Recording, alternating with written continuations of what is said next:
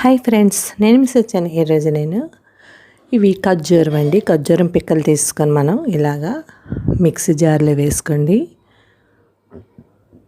అందులోనే కొద్దిగా తేనె, మన స్వీట్కి తగ్గ తేనె వేసుకోండి. వేసుకొని మిక్స్ చేసుకొని పక్కన పెట్టుకోండి. ఇవి మనం బొబ్బట్లా చేసుకుంటే చాలా బాగుంటుందండి. మీరు ఇంకా పప్పులు ఏమి లేకుండా ఇలాగా ఎవరైనా తినొచ్చు. అంటే షుగర్ ఉన్న వాళ్ళు తినొచ్చు, ఎవరైనా తినొచ్చండి. ఇది ఇలా మన చపాతీ ముద్దలాగా కలిపిసుకుంటాం కదండి. కలుపుకున్న దాంట్లో కొద్దిగా ముద్ద తీసుకొని ఇందులో స్టఫింగ్లా పెట్టుకోండి.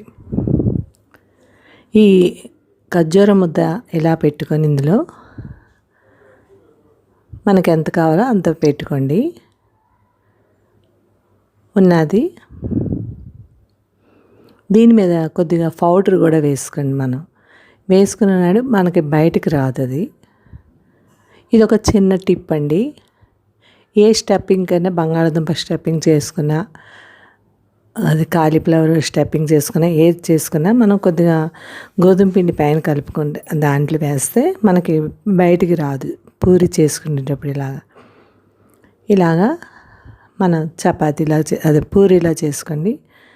అదేనండి చొక్కారట్లాగా చేసుకొని